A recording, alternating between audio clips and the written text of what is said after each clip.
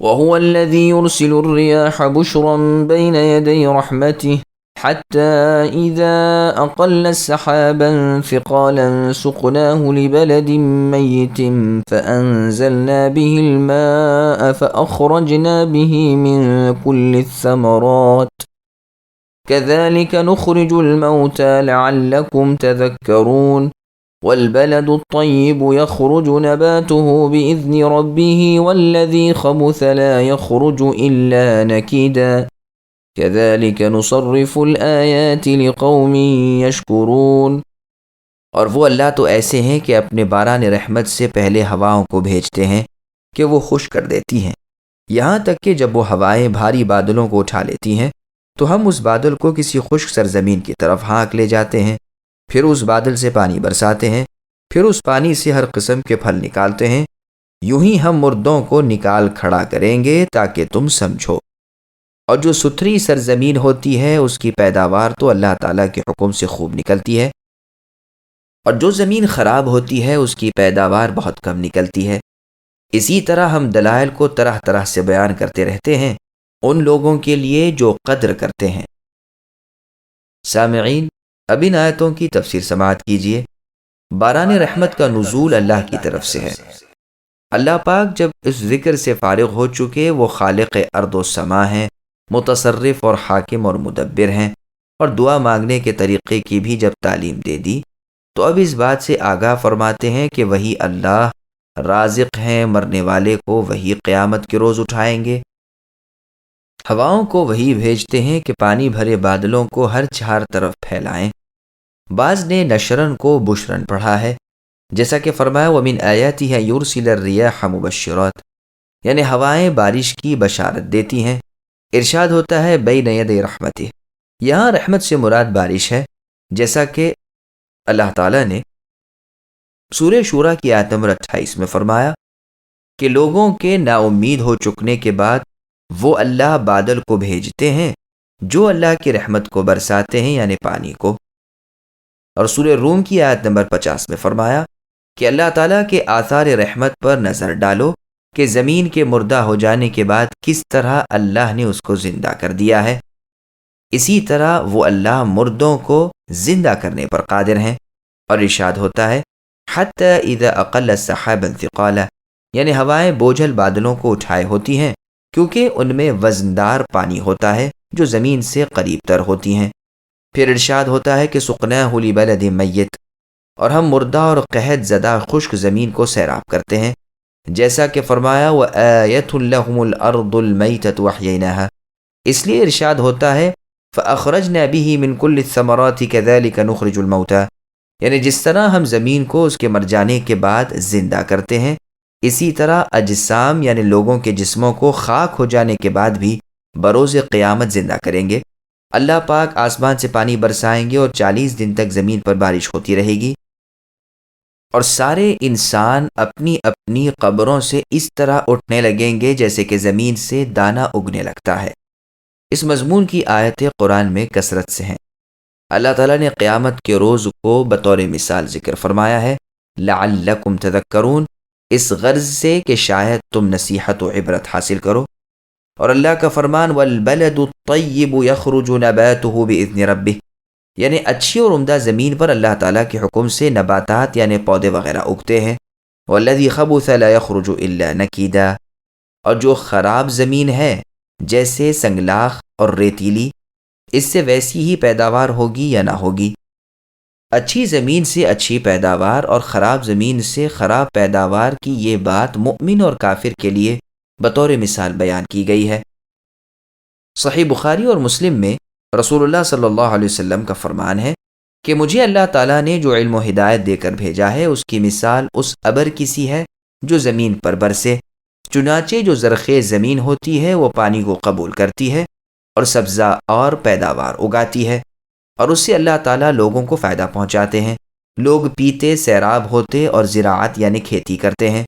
اور ایک دوسری زمین ہوتی ہے چٹیل بنجر زمین کے پانی ڈھل جاتا ہے، گھاس اور سبزہ نہیں اگتا۔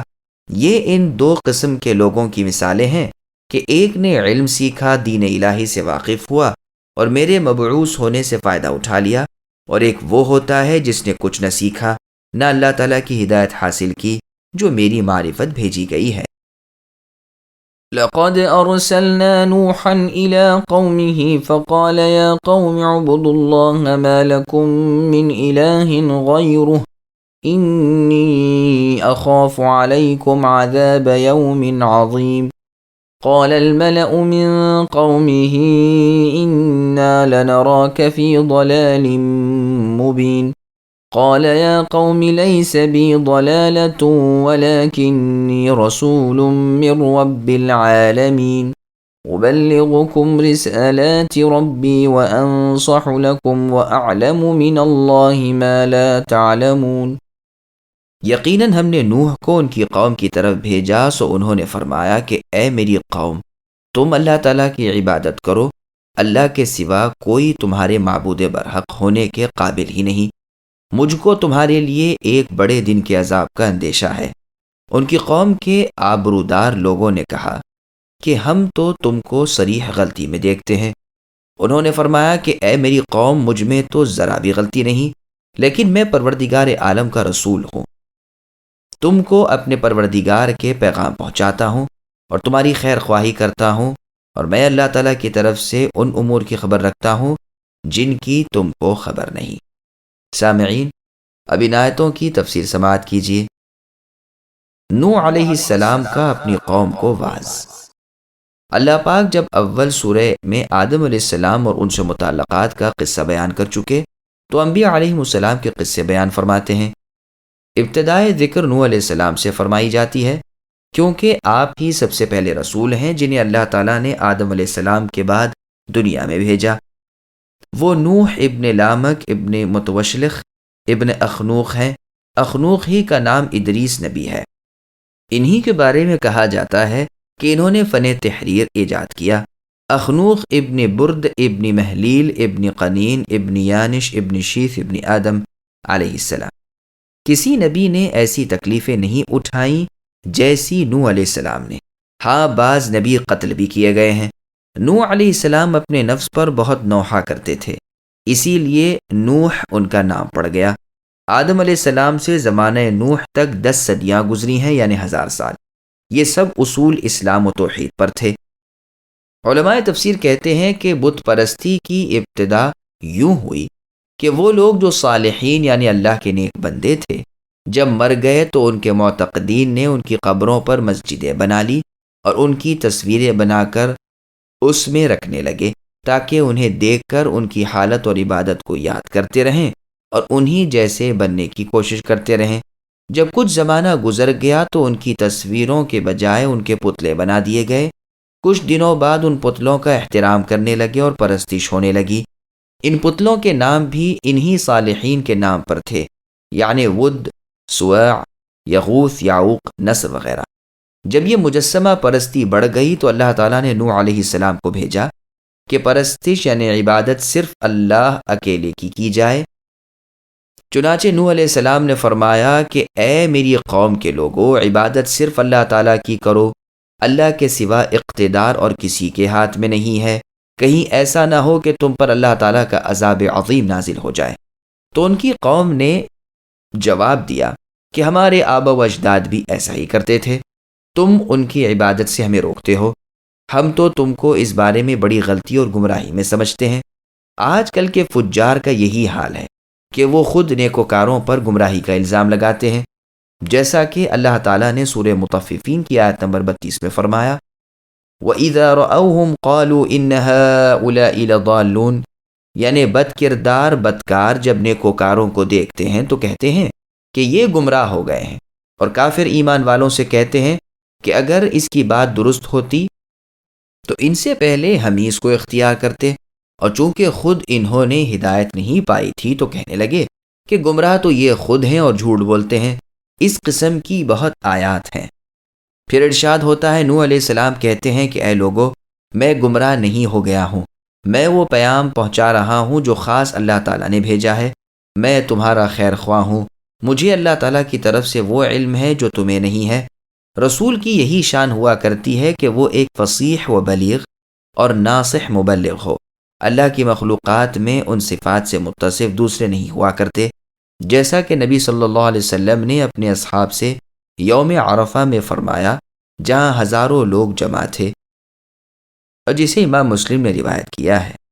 آپ نے فرمایا کہ اے لوگو، تم سے میرے بارے میں کل کو قیامت کے دن پوچھا جائے گا، اور میرے ادائے فریضے کی تم سے تصدیق طلب کی جائے گی تو تم کیا کہو گے؟ لوگوں نے کہا کہ ہم اس کی گواہی دینے کے لیے تیار ہیں کہ آپ نے حق تبلیغ و خیر خواہی ادا کر دیا اور رسالت کا فریضہ پورا کیا۔ تو رسول اللہ صلی اللہ علیہ وسلم نے اپنی انگلی آسمان کی طرف اٹھائی، پھر ان لوگوں کی طرف اشارہ کیا اور فرمایا کہ اے اللہ تعالی، گواہ رہیے کہ یہ میری تصدیق کر رہے ہیں۔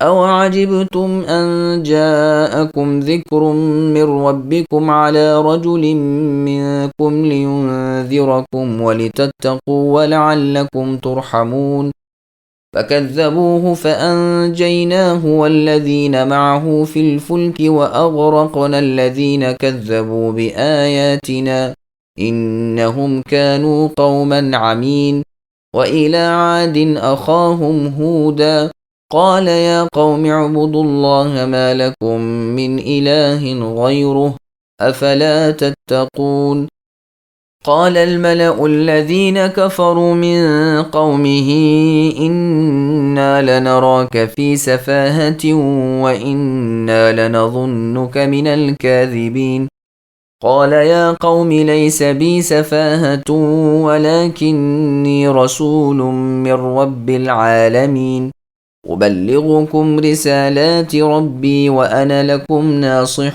أمين أوعجبتم أن جاءكم ذكر من ربكم على رجل منكم لينذركم واذكروا إذ جعلكم خلفاء من بعد قوم نوح وزادكم في الخلق بسطة فاذكروا آلاء اللہ لعلکم تفلحون۔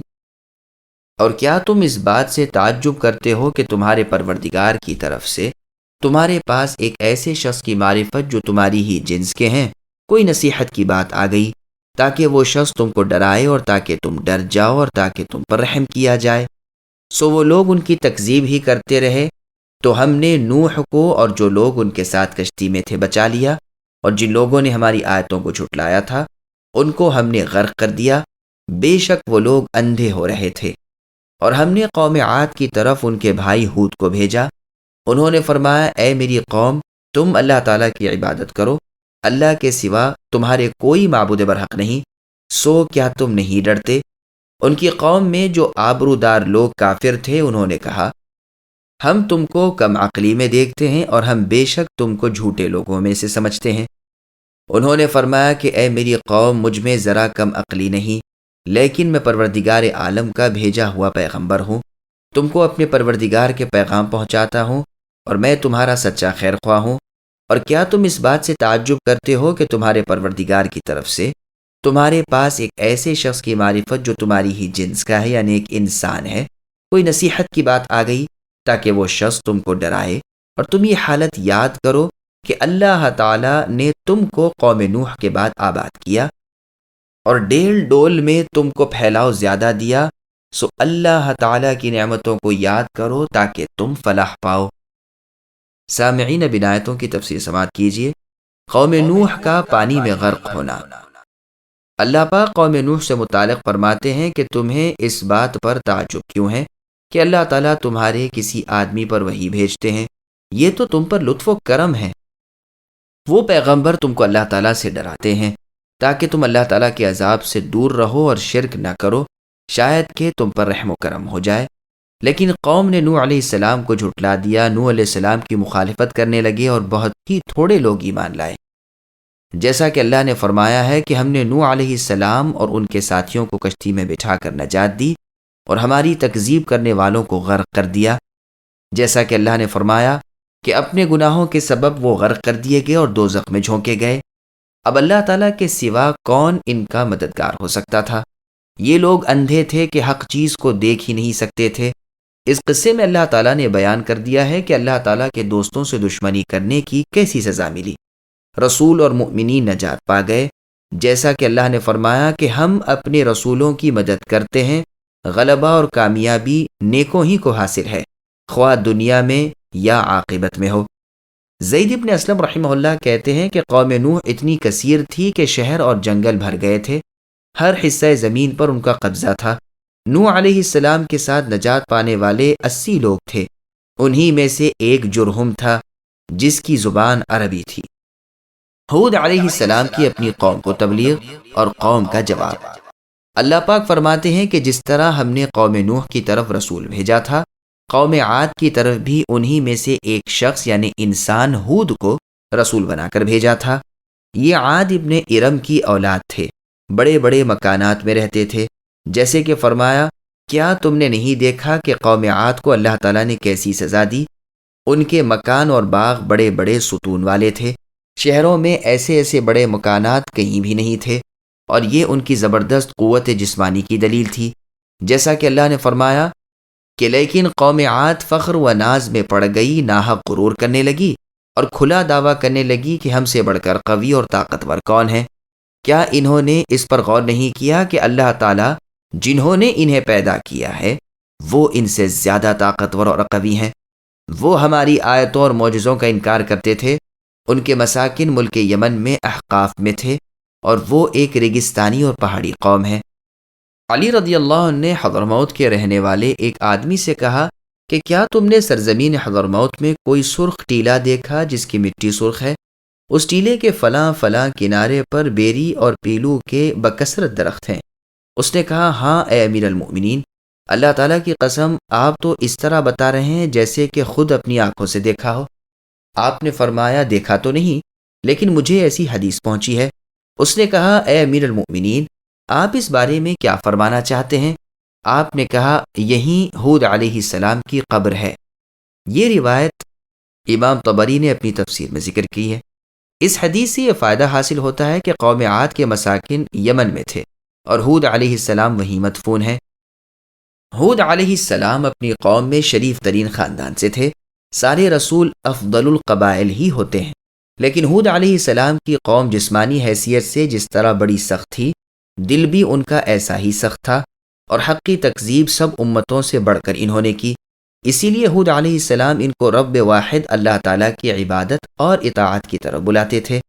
لیکن ہود علیہ السلام کی اس کافر جماعت نے یہ کہا کہ اے ہود، ہم تو تمہیں بڑا بے سمجھ اور گمراہ پاتے ہیں کہ ہم کو ترک عبادت اصنام کی دعوت دیتے ہو اور ایک اللہ کی عبادت کا مشورہ دیتے ہو، جیسا کہ قریش مکہ نے نبی صلی اللہ علیہ وسلم کی ایسی ہی دعوت پر تعجب کیا تھا کہ کیا محمد نے اتنے سارے ہمارے خود ساختہ ہاتھوں کے بنائے ہوئے معبودوں کو ایک رب یعنی اللہ بنا کر رکھ دیا ہے؟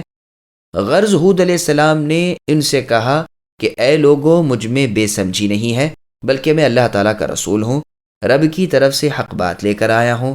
ہر چیز اللہ تعالیٰ ہی نے پیدا کی ہے، وہ اللہ ہر چیز کے رب ہیں۔ میں رب کے پیغامات تم کو پہنچا رہا ہوں، میں تمہارا صحیح معنی میں خیر خواہ ہوں۔ یہی وہ صفات ہیں جن سے رسول متصف رہتے ہیں، یعنی نصیحت اور امانت۔ اگر تمہارے ہی ایک آدمی پر وحی آئی اور تمہاری ہی بہتری کی خاطر اس نے تم تک پہنچائی تو اس میں تعجب کیوں کرتے ہو؟ بلکہ یہ تو تمہارے لیے شکر کی جگہ ہے، اور یہ تو اللہ تعالیٰ کا احسان مانو کہ اللہ نے قوم نوح کے بعد تم کو ان کی جگہ دی، اور وہ قوم تو ہلاک ہو گئی جس نے اپنے رسول کا کہا نہیں مانا تھا، اور پھر یہ کہ جسمانی حیثیت سے تم کو بہت ہی توانا بنایا ہے۔ تم دوسری قوموں کی بنسبت بہت دراز قامت ہو اور چوڑے چکلے ہو۔ اسی قسم کا ذکر اللہ تعالیٰ نے قصے طالوت میں کیا ہے کہ علمی اور جسمانی قوت میں طالوت بہت ہی خصوصیت رکھتے تھے۔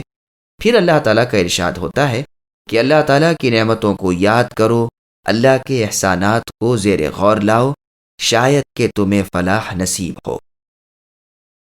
قالوا أجئتنا لنعبد الله وحده ونذر ما كان يعبد آباؤنا فأتنا بما تعدنا إن كنت من الصادقين قال قد وقع عليكم من ربكم رجس وغضب أتجادلونني في أسماء إن سميتموها أنتم وآباؤكم ما نزل الله بها من سلطان فانتظروا إني معكم من المنتظرين فأنجيناه والذين معه برحمة منا وقطعنا دابر الذين كذبوا بآياتنا وما كانوا مؤمنين۔ وہ لوگ کہنے لگے کہ کیا آپ ہمارے پاس اس واسطے آئے ہیں کہ ہم صرف اللہ تعالیٰ ہی کی عبادت کیا کریں، اور جن کو ہمارے باپ دادا پوجتے تھے ہم ان کو چھوڑ دیں، اور ہم کو جس عذاب کی دھمکی دیتے ہیں اس کو ہمارے پاس منگوا دیجئے اگر آپ سچے ہیں۔ انہوں نے فرمایا کہ بس اب تم پر اللہ تعالیٰ کی طرف سے عذاب اور غضب آ ہی چاہتا ہے۔ کیا تم مجھ سے ایسے ناموں کے باب میں جھگڑتے ہو جن کو تم نے اور تمہارے باپ دادوں نے ٹھہرا لیا ہے؟ ان کے معبود ہونے کی اللہ تعالیٰ نے کوئی دلیل نہیں بھیجی، سو تم منتظر رہو، میں بھی تمہارے ساتھ انتظار کر رہا ہوں۔ غرض ہم نے ان کو اور ان کے ساتھیوں کو اپنی رحمت سے بچا لیا اور ان لوگوں کی جڑ کاٹ دی جنہوں نے ہماری آیتوں کو جھٹلایا تھا اور وہ ایمان لانے والے نہ تھے۔ سامعین، اب ان آیتوں کی تفسیر سماعت کیجیے۔ قوم عاد کی تباہی و بربادی۔ اللہ تعالیٰ خبر دے رہے ہیں کہ یہ کفار ہود علیہ السلام کے ساتھ کس طرح انکار اور طغیان و عناد سے پیش آئے اور کہنے لگے کہ کیا تم ہمارے پاس اسی لیے آئے ہو کہ ہم ایک اللہ تعالیٰ کی عبادت کریں اور ہمارے آبا و اجداد جن کی عبادت کرتے تھے ان سب کو چھوڑ دیں؟ اچھا، اگر تم سچے ہو تو جن عذابوں سے ڈرا رہے ہو لا نازل کرو، جیسا کہ کفار قریش کہتے ہیں کہ اگر عذاب کی تمہاری یہی دھمکی سچ ہے تو آسمان سے پتھر برسا لو اور عذاب علیم میں ہمیں ماخوذ کر ہی لو۔ محمد بن اسحاق رحمہ اللہ کہتے ہیں کہ وہ لوگ اصنام کی پرستش کرتے تھے۔ ایک صنم کا نام تھا صمد اور دوسرے کا نام تھا سمود اور ایک کا نام تھا حبا۔ اسی لیے ہود علیہ السلام نے کہا تھا کہ تمہارے اس کہنے کی وجہ سے تم پر اللہ تعالیٰ کا غضب واجب ہو چکا ہے۔ کہا گیا ہے کہ رجز سے مراد رجز یعنی عذاب ہے۔ کیا تم مجھ سے ان اصنام یعنی بتوں کے بارے میں جھگڑتے ہو جن کے نام خود تم نے یا تمہارے اسلاف نے رکھ لیے ہیں؟ یہ اصنام تو نہ نفع پہنچاتے ہیں نہ ضرر، اور نہ اللہ تعالیٰ ہی نے ان کی عبادت کی تمہیں کوئی سند دی ہے، نہ اس بات کی کوئی دلیل ہے۔ اگر یہی بات ہے تو اچھا، عذاب کے منتظر رہو، تمہارے ساتھ میں بھی انتظار کرتا ہوں۔ یہ رسول کی طرف سے اپنی قوم کو بڑی زبردست تہدید و دھمکی ہے۔ چنانچہ اس کے بعد ہی ارشاد ہوتا ہے کہ ہم نے ہود علیہ السلام کو تو بچا لیا اور ان کے ساتھیوں کو بھی، اور جو ہود علیہ السلام پر ایمان نہیں لائے تھے اور ہماری آیتوں کی تکذیب کی تھی ان کا قصہ ہی پاک کر دیا۔ ان کی ہلاکت کے واقعات قرآن میں دوسرے مقامات پر اس طرح مذکور ہیں کہ ان پر ایک سخت آندھی بھیجی گئی اور جن تک وہ پہنچی ان کو تہس نہس کر کے رکھ دیا، جیسا کہ ایک دوسری آیت میں اللہ نے فرمایا کہ عاد ایک ہوائے صرصر کے ذریعے ہلاک کر دیے گئے۔ یہ آندھی 8 دن اور 7 راتوں تک چلتی رہی۔ یہ سرکش لوگ ایسے مرے پڑے تھے کہ جیسے کھجور کے درختوں کے تنے الگ ہوں اور شاخیں الگ ہوں، ان میں سے کوئی بھی باقی نہیں رہا۔ یہ اللہ نے سورہ حاقہ کی آیت نمبر 6 تا 8 میں فرمایا۔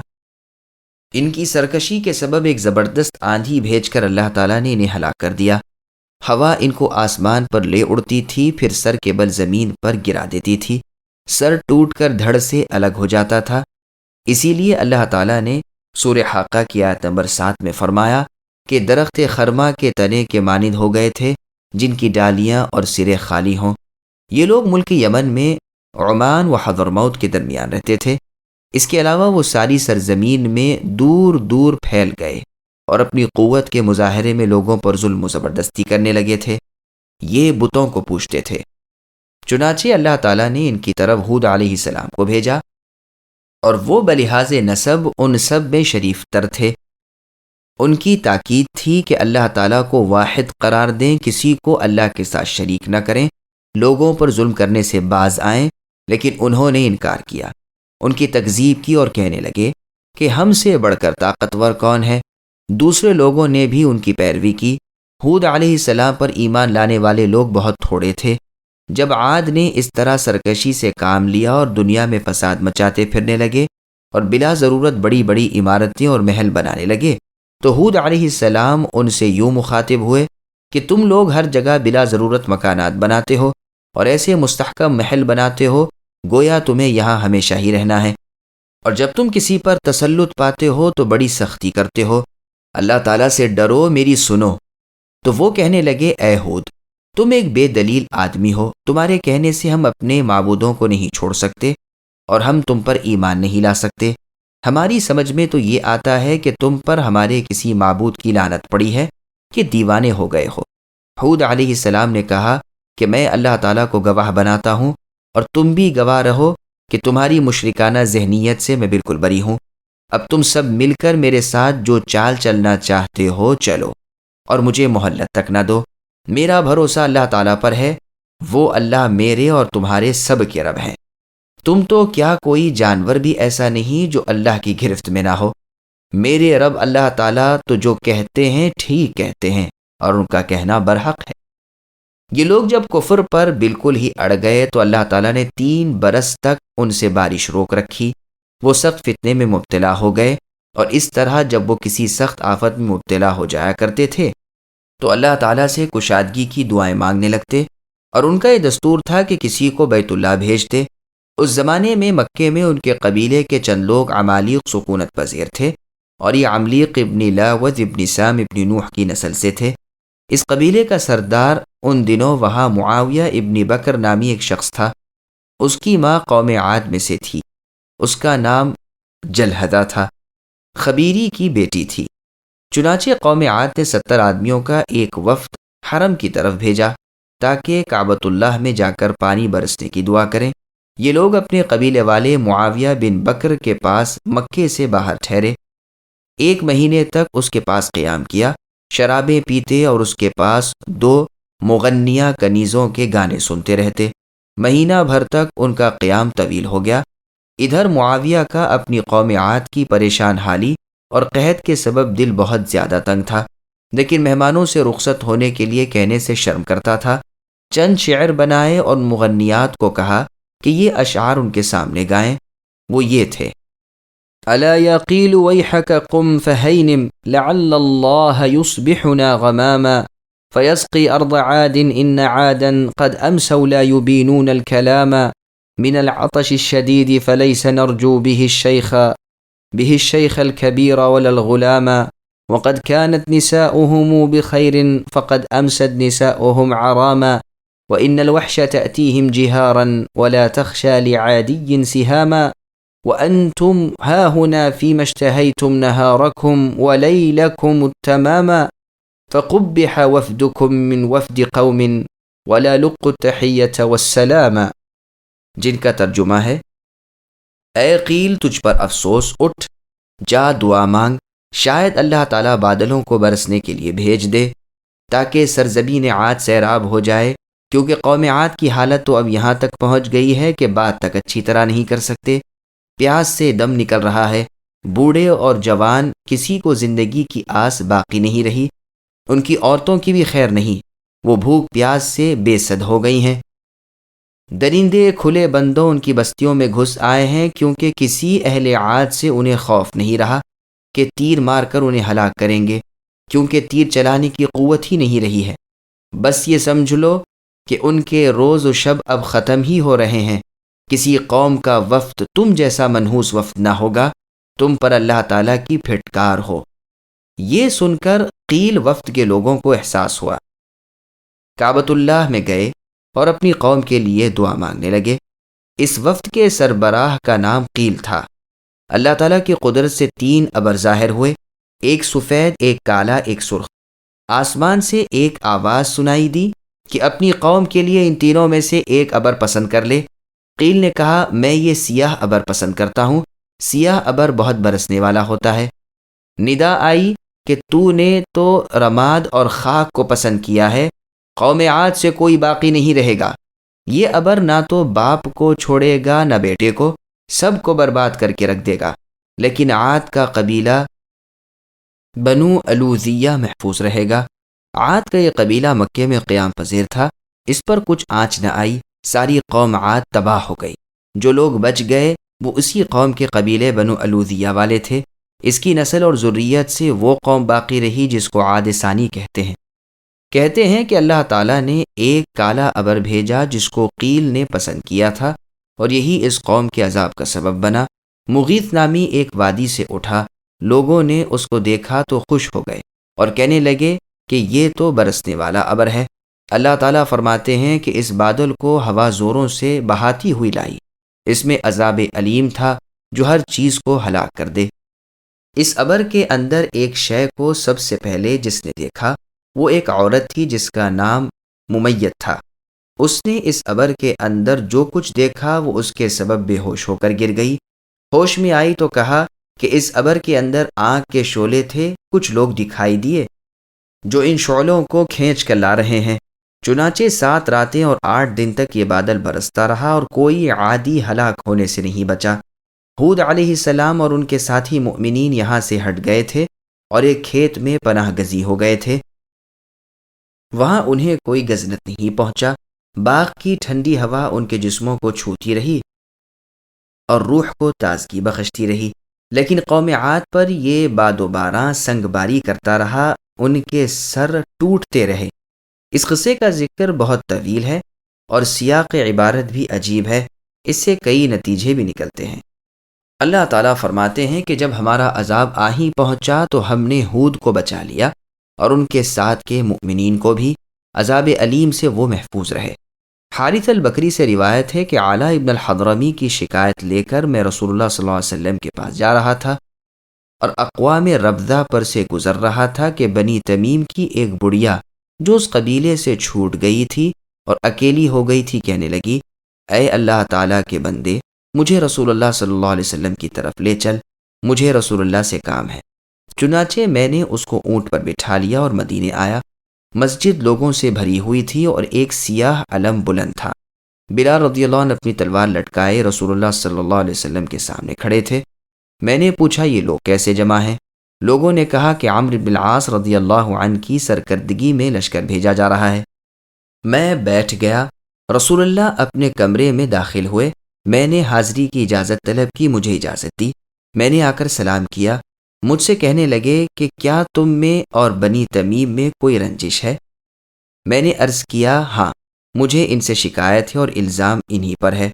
اب میں رسول اللہ صلی اللہ علیہ وسلم کے پاس آ رہا تھا کہ راستے میں ایک بڑھیا مل گئی، قبیلے بنی تمیم کی ہے، جو ان سے چھوٹ گئی تھی۔ مجھ سے کہنے لگی کہ مجھے رسول اللہ صلی اللہ علیہ وسلم سے کام ہے، مجھے لے چلو۔ چنانچہ وہ بھی دروازے پر کھڑی ہے تو رسول اللہ نے اسے بھی بلایا، وہ آ گئی۔ میں نے کہا اے اللہ کے رسول صلی اللہ علیہ وسلم، ہم میں اور بنو تمیم میں آڑ کر دیجئے۔ یہ سن کر قبیلے بنو تمیم کی اس بڑھیا کو حمیت پیدا ہوئی اور تیز ہو کر بولی کہ اے اللہ کے رسول صلی اللہ علیہ وسلم، پھر آپ کے پریشان حال کہاں پناہ لیں گے؟ میں کہنے لگا ارے میری مثال تو اس ضرب المثل کی سی ہو گئی کہ بکری اپنی موت کو آپ کھینچ لائی۔ میں اس بڑھیا کو سوار کر کے لے آیا، مجھے کیا خبر تھی کہ یہ میری دشمن ثابت ہوگی۔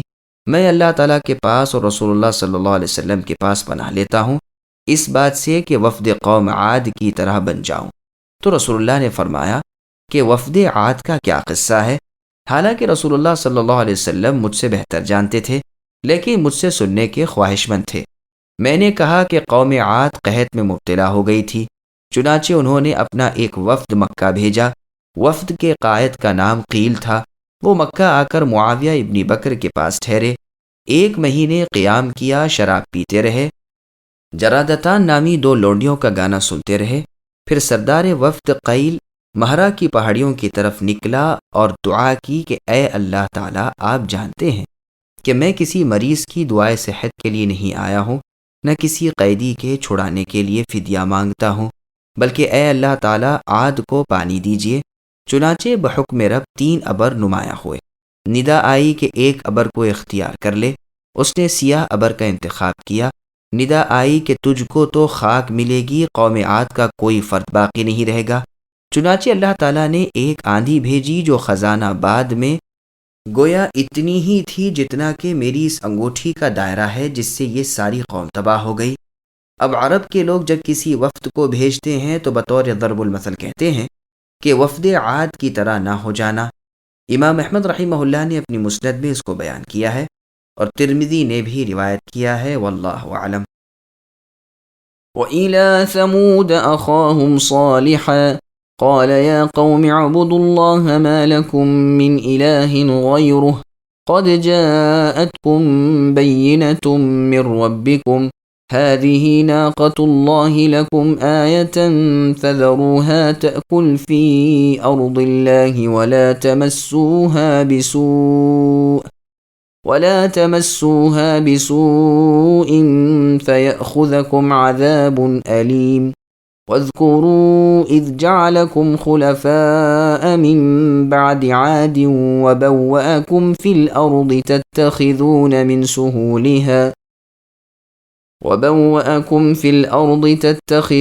من سهولها قصورا وتنحتون الجبال بيوتا فاذكروا آلاء الله ولا تعثوا في الأرض مفسدين قال الملأ الذين استكبروا من قومه للذين استضعفوا لمن آمن منهم أتعلمون أن صالحا مرسل من ربه قالوا إنا بما أرسل به مؤمنون قال الذين استكبروا إنا بالذي آمنتم به كافرون فعقروا الناقة وعتوا عن أمر ربهم وقالوا يا صالح ائتنا بما تعدنا إن كنت من المرسلين فأخذتهم الرجفة فأصبحوا في دارهم جاثمين۔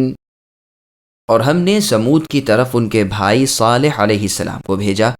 انہوں نے اپنی قوم سے فرمایا، اے میری قوم، تم اللہ تعالیٰ کی عبادت کرو، اللہ کے سوا کوئی تمہارا معبود حقیقی نہیں۔ تمہارے پاس تمہارے پروردگار کی طرف سے ایک واضح دلیل آ چکی ہے۔ یہ اونٹنی ہے اللہ تعالیٰ کی جو تمہارے لیے دلیل ہے، سو اس کو چھوڑ دو کہ اللہ تعالیٰ کی زمین میں کھاتی پھرے، اور اس کو برائی کے ساتھ ہاتھ بھی مت لگانا، کہیں تم کو دردناک عذاب آ پکڑے۔ اور تم یہ حالت یاد کرو کہ اللہ تعالیٰ نے تم کو عاد کے بعد آباد کیا اور تم کو زمین پر رہنے کو ٹھکانہ دیا کہ نرم زمین پر محل بناتے ہو اور پہاڑوں کو تراش تراش کر ان میں گھر بناتے ہو۔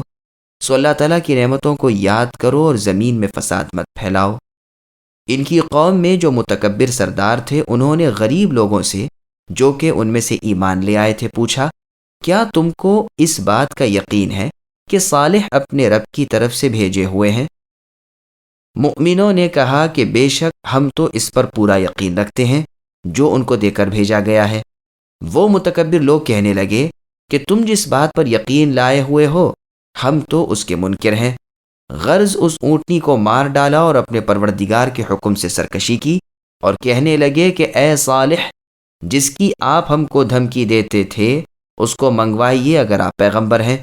پس آ پکڑا ان کو زلزلے نے، سو اپنے گھروں میں اوندھے کے اوندھے پڑے رہ گئے۔ سامعین، اب ان آیتوں کی تفسیر سماعت کیجیے۔ صالح علیہ السلام کا پیغام توحید۔ ابراہیم علیہ السلام خلیل اللہ سے پہلے عرب قدیم کے جو قبائل تھے انہی میں سے ثمود بھی تھے، جو قوم عاد کے بعد ہوئے۔ حجاز و شام کے درمیان وادی قرا اور اس کے اطراف ان کے مساکن مشہور ہیں۔ مسند احمد اور صحیح ابن حبان میں ہے کہ نبی صلی اللہ علیہ وسلم سن 9 ہجری میں تبوک کی طرف جا رہے تھے تو ان ثمودیوں کے مساکن اور دیار پر سے گزرے۔ ایک مقام تھا حجر نامی، یہاں ثمود کی بستی تھی۔ جب نبی صلی اللہ علیہ وسلم اصحاب سمیت یہاں فروکش ہوئے تو لوگوں نے ان چشموں سے پانی پی لیا جنہیں ثمود استعمال کرتے تھے۔ اس پانی سے آٹا گوندھا اور ہانڈیوں میں ڈالا تو نبی صلی اللہ علیہ وسلم نے حکم دیا کہ ہانڈیاں اوندھا دی جائیں اور گوندا ہوا آٹا اونٹوں کو کھلا دیں۔ پھر یہاں سے رسول اللہ کوچ کر گئے۔ پھر آپ ایک دوسرے چشمے پر اترے جو ثمود کے پینے کا چشمہ نہیں تھا بلکہ ناقہ ثمود کے پینے کا چشمہ تھا۔ رسول اللہ نے اس سے منع فرما دیا تھا کہ وہ عذاب کی ہوئی قوم پر سے گزریں، کیونکہ مجھے تو خوف ہوتا ہے کہ ثمود جس طرح مبتلا عذاب ہو گئے تھے کہیں تم بھی نہ ہو جاؤ، اس لیے اس چشمے پر قیام نہ کرو۔ مسند احمد نیز بخاری، مسلم، ابن حبان وغیرہ میں حدیث ہے۔ اور حجر پر سے جو مسکن ثمود تھا اگر گزرنا بھی پڑے تو اللہ تعالیٰ کے آگے زاری کرتے ہوئے گزرو۔ اگر زاری نہیں کر سکتے تو ادھر سے گزرنا ہی نہیں، ورنہ تم پر بھی وہی عذاب اتر جائے گا۔ صحیح ابن حبان اور مستدرک حاکم میں ہے کہ غرض جب نبی صلی اللہ علیہ وسلم حجر پر سے گزرے تو فرمایا کہ اللہ تعالیٰ سے معجزات اور نشانیاں نہ مانگو۔ قوم صالح نے بھی مانگا تھا اور معجزے کے طور پر انہیں ناقہ یعنی اونٹنی ملی تھی کہ وہ ایک راستے سے آتی اور دوسرے راستے سے جاتی۔ ان لوگوں نے اللہ کے حکم سے سرکشی کی، اس اونٹنی کو مار ڈالا۔ وہ ایک دن چشمے سے پانی پیتی اور دوسرے دن یہ لوگ اس کا دودھ پیتے۔ جب اس کو مار ڈالا تو ایک ایسی کڑکدار آواز آسمان سے آئی کہ سب مر گئے۔ ان کی قوم کا صرف ایک آدمی بچ گیا، وہ اس لیے کہ اس وقت وہ کعبۃ اللہ کے اندر تھا۔ لوگوں نے پوچھا اللہ کے رسول وہ کون تھا؟ رسول اللہ نے فرمایا ابو رغال، لیکن جب حرم سے نکلا تو وہ بھی مبتلا عذاب ہو کر مر گیا۔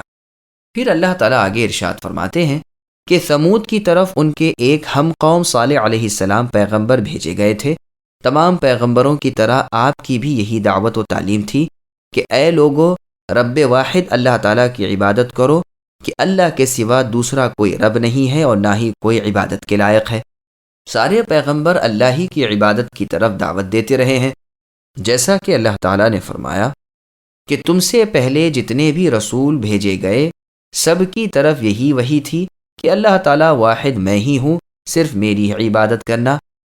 اور سورہ نحل کی آیت نمبر 36 میں فرمایا کہ ہر قوم میں ہم نے رسول بھیجے ہیں، وہ سب توحید کی تعلیم دیتے رہے ہیں اور اطاعت شیطان سے روکتے رہے ہیں۔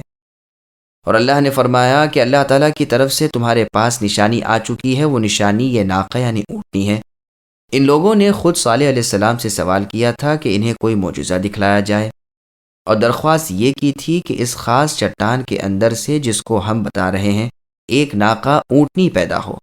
یہ چٹان مقام حجر کی ایک طرف اکیلی ایک ہی چٹان تھی جس کا نام کاتبہ تھا، اور وہ اونٹنی 10 ماہ کا حمل بھی رکھتی ہو، دودھ بھی دیتی ہو۔ صالح علیہ السلام نے ان سے عہد و مواثیق لیے تھے کہ اگر اللہ تعالیٰ نے ان کی درخواست قبول کر لی تو وہ ایمان لے آئیں گے اور میرے کہے پر عمل کریں گے۔ جب یہ وعدے و وعید ہو چکے تو صالح علیہ السلام دعا کے لیے اٹھے، دعا کی۔ چٹان کو ایک بیک حرکت ہوئی، وہ پھٹ پڑی اور ایک اونٹنی اس کے اندر سے نکلی جس کے پیٹ میں بچہ ہونے کی وجہ سے چلنے میں ادھر ادھر حرکت ہو رہی تھی۔ یہ دیکھ کر ان کفار کا سردار جندع ابن عمرو اور اس کے ماتحت لوگ ایمان لے آئے، اور دوسرے اشراف ثمود بھی لا رہے تھے کہ ذواب ابن عمرو اور حباب پجاری اور رباب نے ان کو روک دیا، اور جندع کا ایک چچیرا بھائی شہاب نامی بھی جو اشراف ثمود میں سے تھا ارادہ کر رہا تھا کہ ایمان لائے، لیکن ان لوگوں کے کہنے سے رک گیا۔ اسی سے متعلق ثمود کے مؤمنین میں سے ایک آدمی محوش کہتا ہے، جس کا مطلب یہ ہے کہ جندع نے دین نبی کی طرف شہاب کو بلایا تھا اور اس نے ایمان لانے کا ارادہ بھی کر لیا تھا، لیکن آل حجر کے گمراہوں نے ہدایت کے بعد اس کو گمراہ کر دیا۔ غرض یہ کہ اونٹنی کے بچہ ہوا اور وہ ایک عرصے تک اس قوم میں رہی۔ ایک چشمے سے ایک دن وہ پانی پیتی تھی اور ایک دن ناغہ کرتی تھی تاکہ دوسرے لوگ اور ان کے جانور پی سکیں، اور وہ لوگ اس کا دودھ پیتے اور پھر جس قدر چاہتے دودھ سے اپنے برتن بھر لیتے، جیسا کہ ایک دوسری آیت میں ارشاد ہے کہ پانی ان کے درمیان تقسیم شدہ تھا، کبھی یہ یعنی اونٹنی پیتی، کبھی وہ یعنی قوم ثمود پیتے۔ چنانچہ فرمایا ہے کہ پانی پینے کا ایک مقررہ دن ناقہ کا ہے اور ایک تمہارا ہے۔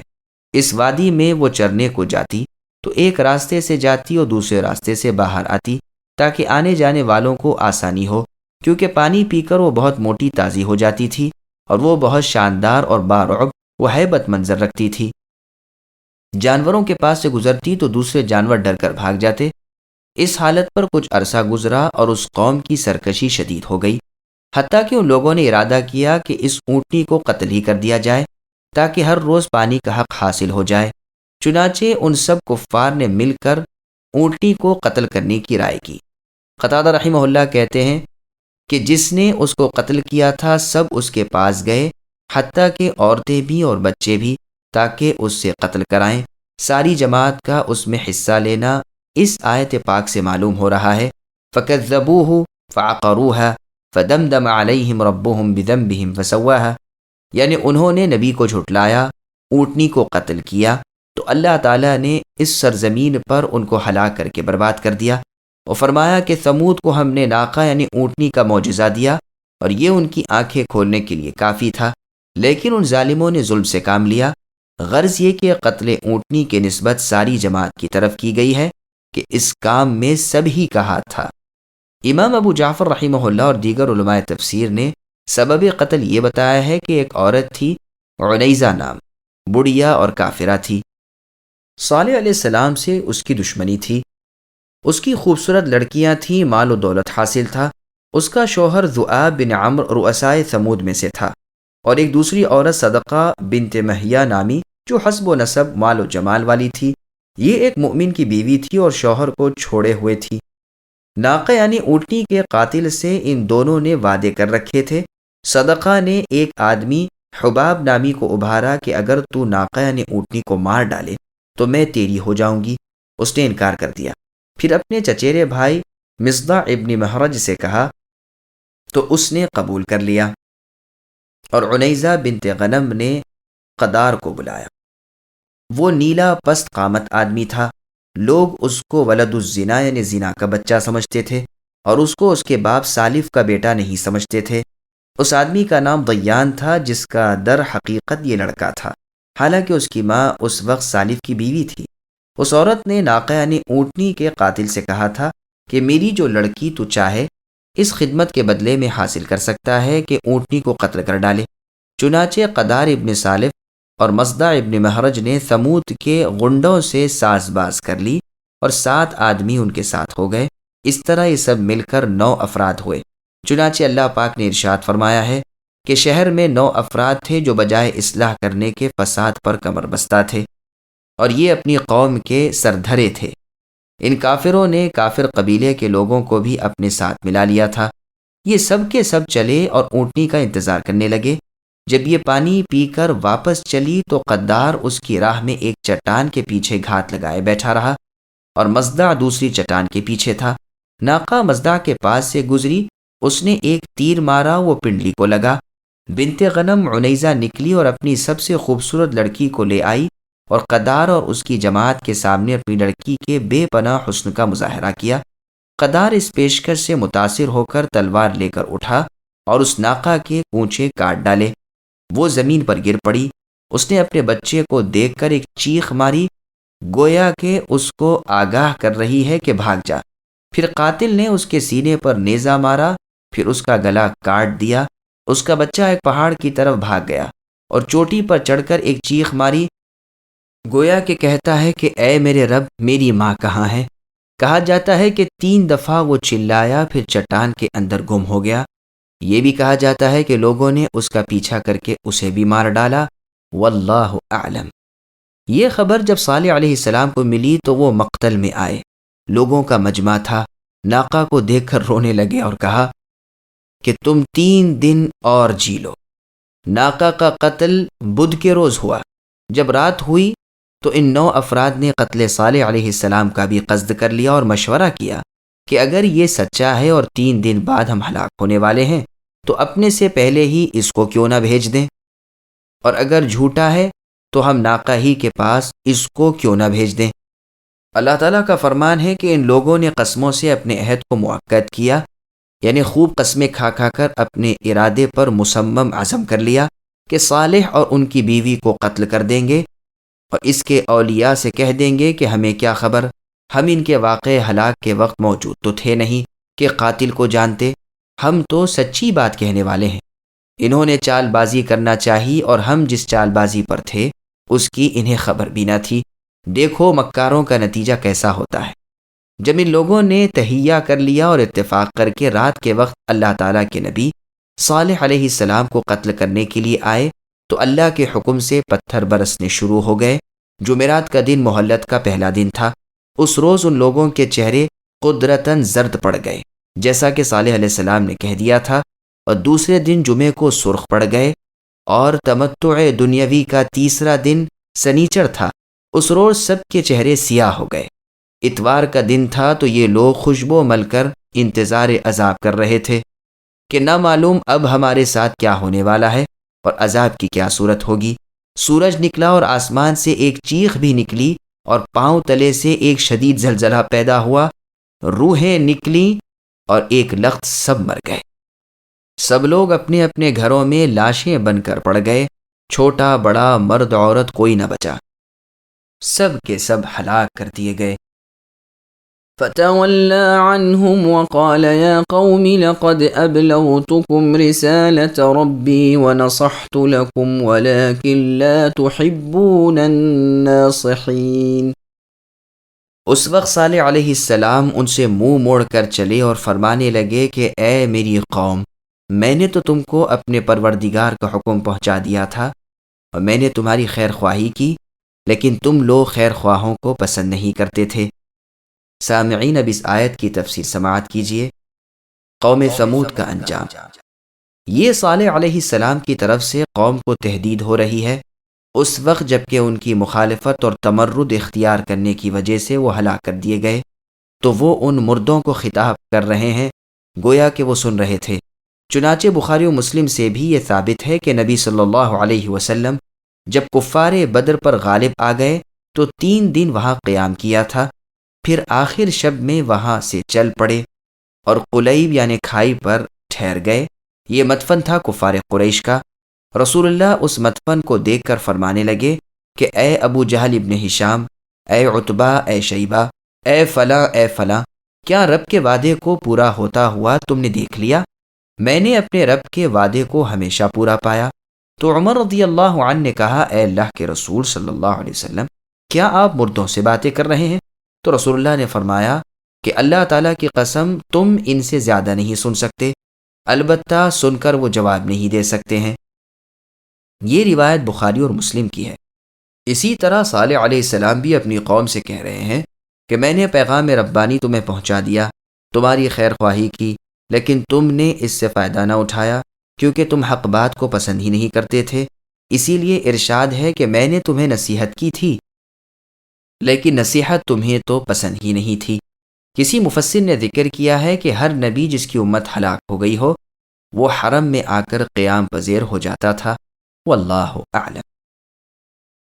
وَلُوطًا إِذْ قَالَ لِقَوْمِهِ أَتَأْتُونَ الْفَاحِشَةَ مَا سَبَقَكُم بِهَا مِنْ أَحَدٍ مِّنَ الْعَالَمِينَ إِنَّكُمْ لَتَأْتُونَ الرِّجَالَ شَهْوَةً مِّن دُونِ النِّسَاءِ بَلْ أَنْتُمْ قَوْمٌ مُسْرِفُونَ۔ اور ہم نے لوط علیہ السلام کو بھیجا جبکہ انہوں نے اپنی قوم سے فرمایا کہ تم ایسا فحش کام کرتے ہو جس کو تم سے پہلے کسی نے دنیا جہان والوں میں سے نہیں کیا۔ تم مردوں کے ساتھ شہوت رانی کرتے ہو عورتوں کو چھوڑ کر، بلکہ تم حد ہی سے گزر گئے ہو۔ سامعین، اب ان آیتوں کی تفسیر سماعت کیجیے۔ قوم لوط کا فعل بد۔ اور اس وقت کو یاد کرو کہ ہم نے لوط علیہ السلام کو بھیجا تھا اور وہ اپنی قوم سے کہہ رہے تھے۔ لوط علیہ السلام کا پورا نام یہ ہے، لوط ابن ہاران ابن آزر، اور ابراہیم خلیل اللہ علیہ السلام کے بھتیجے ہیں۔ ابراہیم علیہ السلام کے ساتھ وہ بھی ایمان لائے تھے اور ارض شام کی طرف ان کے ساتھ ہجرت کی تھی۔ اللہ تعالیٰ نے انہیں اہل سدوم کی طرف بھیجا تھا۔ وہ اہل سدوم کو اللہ تعالیٰ کی طرف بلاتے، امر بالمعروف اور نہی عن المنکر کرتے۔ اس قوم نے ایسے فواحش اختراع کیے ہوئے تھے کہ آدم علیہ السلام سے لے کر اب تک ان کے سوا کسی نے جس کا ارتکاب نہیں کیا تھا، اور وہ عورتوں کو چھوڑ کر مردوں کے پاس آنا تھا۔ یہ چیز اب تک کسی کے دل میں بھی نہیں گزری تھی، اور بنی آدم آج تک اس کے عادی نہیں تھے۔ خلیفہ ولید ابن عبد الملک ابن مروان الاموی بانی جامع دمشق نے کہا تھا کہ اگر اللہ پاک قوم لوط کا قصہ ذکر نہ فرماتے تو مجھے اس بات کا یقین بھی نہ آتا کہ کوئی مرد کسی مرد کے ساتھ ایسا ارتکاب کر سکتا ہے۔ چنانچہ لوط علیہ السلام اپنی قوم سے فرما رہے ہیں کہ کیا تم ایسا فحش اختیار کیے ہوئے ہو کہ دنیا میں کسی نے تم سے پہلے کبھی ایسا کام نہ کیا تھا، عورتوں کو چھوڑ کر مردوں کے پاس آتے ہو؟ اللہ تعالیٰ نے تو تمہارے لیے عورتیں پیدا کی ہیں، یہ تمہاری بڑی زیادتی اور بڑی جہالت ہے۔ جس چیز کا جو محل نہیں تم اس کو محل بناتے ہو۔ پھر دوسری آیت میں ان سے فرماتے ہیں کہ دیکھو یہ سب عورتیں ہیں، سب میری بیٹیاں ہیں، جس سے چاہو رشتہ جوڑو۔ لیکن ان لوگوں نے کہا لوط تمہیں تو معلوم ہے کہ تمہاری ان دنیا جہاں کی بیٹیوں سے ہمیں کوئی غرض نہیں، اور ہماری جو غرض ہے تمہیں اس کا علم ہے۔ مفسرین نے ذکر کیا ہے کہ مرد اپنی حاجت مرد سے پوری کرتے تھے، اور اسی طرح عورتیں اپنی حاجت بھی عورتوں سے پوری کر لیتی تھیں، اور اس کے لیے وہ مجبور بھی تھیں۔ لیکن اس کا یہ مطلب ہرگز نہیں ہے کہ امت محمدیہ صلی اللہ علیہ وسلم میں بحالت مجبوری مردوں کو مردوں کے ساتھ اپنی شہوت پوری کرنے کا اور اسی طرح عورتوں کو عورتوں کے ساتھ اپنی شہوت پوری کرنے کا اختیار ہو، یہ اسلام میں حرام ہے۔ وما كان جواب قومه إلا أن قالوا أخرجوهم من قريتكم إنهم أناس يتطهرون فأنجيناه وأهله إلا امرأته كانت من الغابرين وأمطرنا عليهم مطرا فانظر كيف كان عاقبة المجرمين۔ اور ان کی قوم سے کوئی جواب نہ بن پڑا بجز اس کے کہ آپس میں کہنے لگے کہ ان لوگوں کو اپنی بستی سے نکال دو، یہ لوگ بڑے پاک صاف بنتے ہیں۔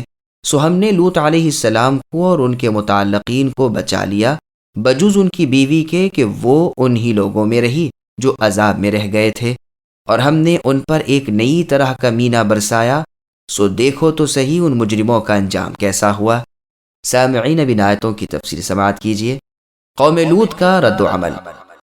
اس کے جواب میں قوم کا رد و عمل یہی تھا کہ وہ آپس میں کہنے لگے کہ لوط کو اپنے شہر سے باہر ہی نکال دو، لیکن اللہ تعالیٰ نے لوط علیہ السلام کو زندہ سلامت وہاں سے نکال لیا اور ان کفار کو ذلت کی موت مار ڈالا۔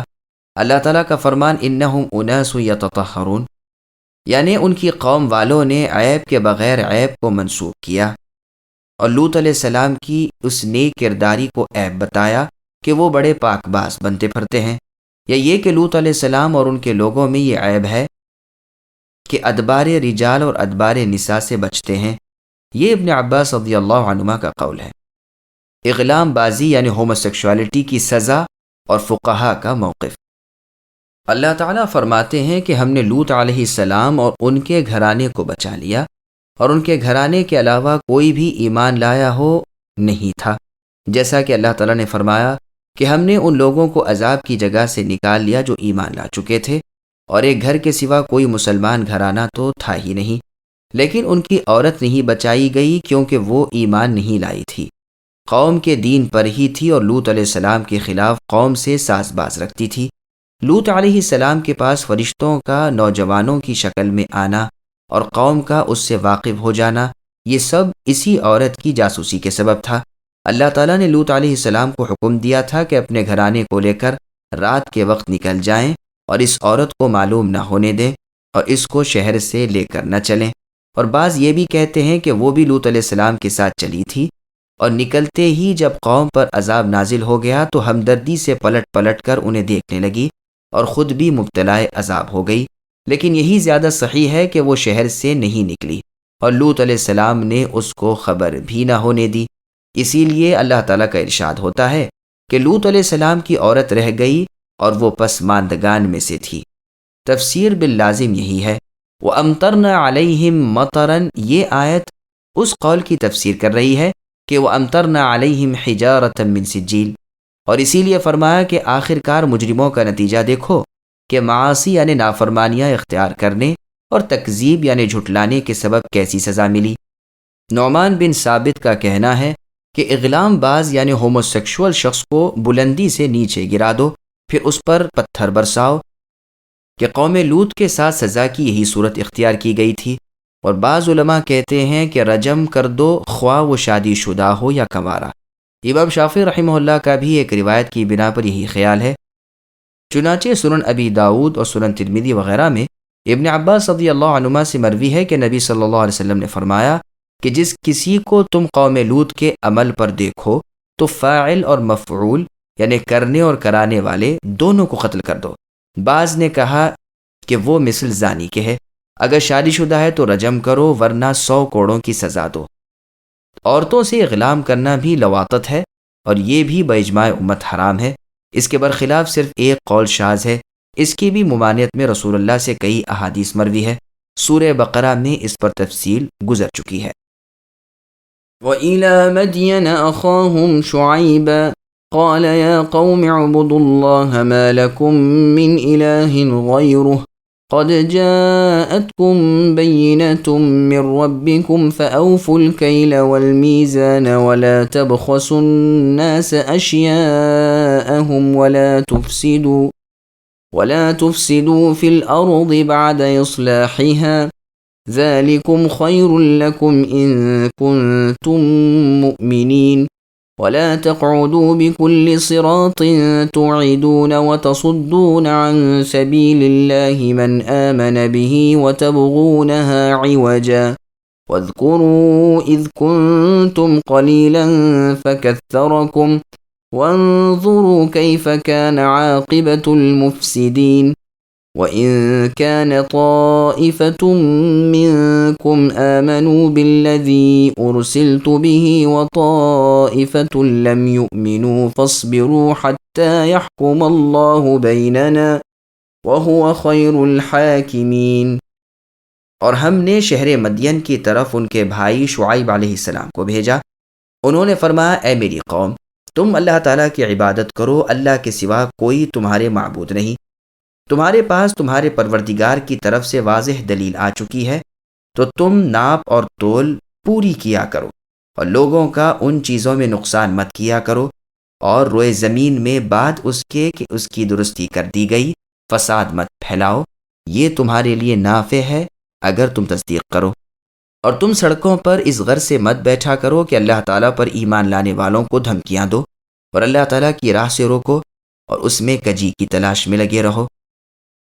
اور اس حالت کو یاد کرو جب کہ تم کم تھے، پھر اللہ تعالیٰ نے تم کو زیادہ کر دیا، اور دیکھو کہ کیسا انجام ہوا فساد کرنے والوں کا۔ اور اگر تم میں سے بعضے اس حکم پر جس کو دے کر مجھ کو بھیجا گیا ایمان لے آئے ہیں، اور بعضے ایمان نہیں لائے ہیں، تو ذرا ٹھہر جاؤ، یہاں تک کہ ہمارے درمیان میں اللہ تعالیٰ فیصلہ کیے دیتے ہیں، اور وہ سب فیصلہ کرنے والوں سے بہتر ہیں۔ سامعین، اب ان آیتوں کی تفسیر سماعت کیجیے۔ شعیب علیہ السلام کا اپنی قوم سے خطاب۔ شعیب علیہ السلام کا اصلی نام سریانی زبان میں یثرون تھا۔ مدین کا لفظ قبیلے کے لیے بھی بولا جاتا ہے، اور شہر کے معنی میں بھی استعمال کیا جاتا ہے، اور یہ مقام معان کے قریب ہے جو حجاز کے راستے میں ہے۔ جیسا کہ اللہ تعالیٰ نے فرمایا کہ جب وہ مدین کے چشمے پر پہنچا تو وہاں ایسے لوگ پائے جو اس چشمے سے پانی لے رہے تھے۔ یہ اصحاب ایکا سے مراد ہے، جس کا انشاءاللہ قریب میں ذکر کیا جائے گا۔ ارشاد باری ہے کہ شعیب علیہ السلام کہہ رہے ہیں کہ اے قوم، اللہ تعالیٰ کی عبادت کرو، اللہ کے سوا کوئی دوسرا اللہ نہیں ہے۔ تمام رسولوں کی یہی تبلیغ ہوا کرتی تھی۔ تمہارے پاس تمہارے رب کی طرف سے تکمیل حجت ہو چکی ہے۔ شعیب علیہ السلام لوگوں کو ان کے معاملاتی کاروبار میں ہدایت کر رہے ہیں کہ اپنے ناپ تول صحیح رکھو، لوگوں کو نقصان نہ پہنچاؤ، دوسروں کے مال میں خیانت نہ کرو، ناپ تول میں چوری سے کمی کر کے کسی کو دھوکہ نہ دو، جیسا کہ اللہ تعالیٰ نے فرمایا ہے کہ ناپ تول میں کمی کرنے والوں کے لیے بڑی ہلاکت ہے۔ یہ بڑی زبردست تنبیہ ہے۔ پھر اللہ تعالیٰ شعیب علیہ السلام کے بارے میں ذکر فرماتے ہیں کہ وہ قوم سے کہہ رہے ہیں۔ شعیب علیہ السلام کو خطیب الانبیاء کہا جاتا ہے کیونکہ وہ بہت ہی فصیح و بلیغ الفاظ میں بات کہتے تھے، اور استعارے استعمال کرتے تھے، اور نصیحت کرتے تو کنایتاً کرتے۔ شعیب علیہ السلام کا اپنی قوم کو واز۔ شعیب علیہ السلام لوگوں کو حسی اور معنوی طور پر قطع طریق سے منع فرما رہے ہیں، یعنی راستوں پر نہ بیٹھا کرو کہ لوگوں کو ڈرا دھمکا کر کچھ حاصل کر لو، اور اگر لوگ مال حوالے نہ کریں تو قتل کی دھمکی دینے لگو۔ یہ لٹیرے چنگی وصول کرنے کے نام سے لوٹتے تھے، اور جو لوگ شعیب علیہ السلام کے پاس ہدایت حاصل کرنے کی غرض سے آتے تھے انہیں روکتے اور نہ آنے دیتے تھے۔ یہ دوسرا قول ابن عباس رضی اللہ عنہما کا ہے۔ پہلا قول زیادہ واضح اور قریب سیاق عبارت ہے، کیونکہ صراط کے معنی راستہ ہے، اور ابن عباس رضی اللہ عنہما کے مفہوم کو تو اللہ تعالیٰ نے دوسری ہی آیت میں خود ارشاد فرمایا ہے کہ جو ایمان لاتے ہیں تم ان کی راہ مارتے ہو، اور میرے پاس آنے سے نیکوکاروں کو روکتے ہو، اور غلط راستوں پر موڑ دیتے ہو۔ اے میری قوم کے لوگو، شکر کرو کہ تم تعداد میں کم تھے، کمزور تھے، پھر اللہ تعالیٰ نے تمہاری تعداد بڑھا دی اور تمہاری اجتماعی طاقت بڑھ گئی۔ یہ تم پر اللہ تعالیٰ کا احسان تھا۔ اور عبرت حاصل کرو کہ دنیا میں اور قرون ماضیہ میں گنہگاروں اور مفسدین کو کس عذاب اور نکال سے دوچار ہونا پڑا، کیونکہ وہ اللہ تعالیٰ سے سرکشی پر بہت جری ہو گئے تھے۔ اور اگر تم میں سے ایک گروہ میری تبلیغ پر ایمان لاتا ہے اور دوسرا گروہ ایمان نہیں لاتا ہے تو انتظار کرو، صبر سے کام لو، حتیٰ کہ اللہ تعالیٰ ہمارے اور تمہارے درمیان اپنا فیصلہ صادر کر دیں۔ وہ اللہ سب سے اچھے حاکم اور قاضی ہیں۔ حسن عاقبت اللہ تعالیٰ سے ڈرنے والوں کو ہی حاصل ہے، اور کافروں کو ہلاکت سے دوچار ہونا پڑے گا۔